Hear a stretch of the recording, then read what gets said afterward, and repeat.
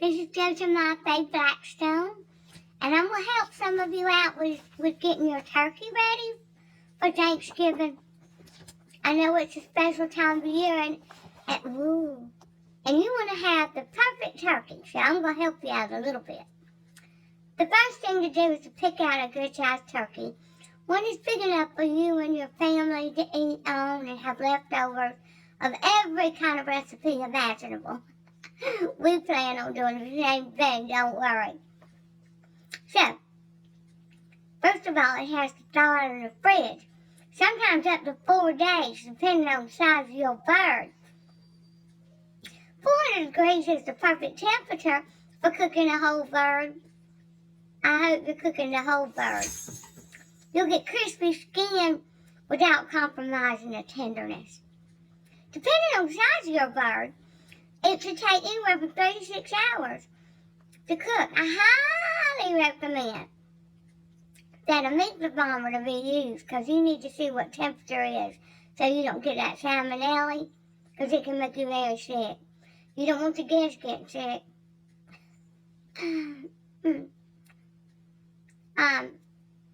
Let's see, what else is happening? Basting the bird doesn't always determine whether you're going to have crispy skin or not. Sometimes it can be pretty soggy. Some argue that rubbing the entire bird with fat inside and out is going to affect the flavor, but I disagree. It depends on the fat, though. Whether you use olive oil, it won't give you a flavor boost, but butter mixed with a heaping dose of salt and herbs will yield a tasty dish indeed. It doesn't matter what orientation you roast your turkey on.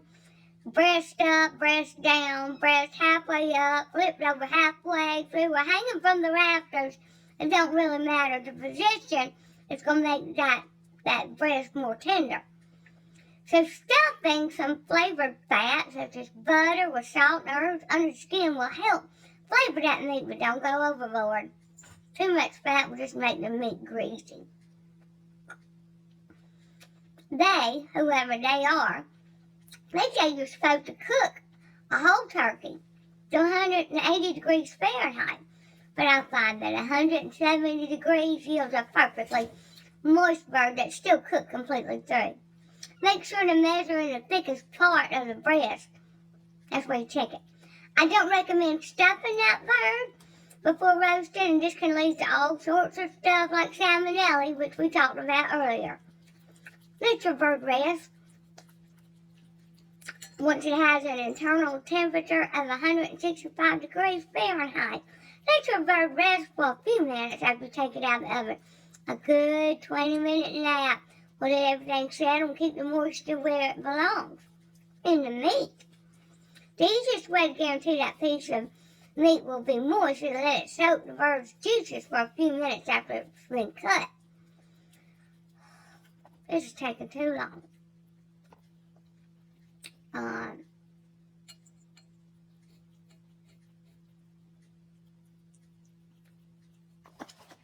You could just look it up and find out yourself how to cook a turkey.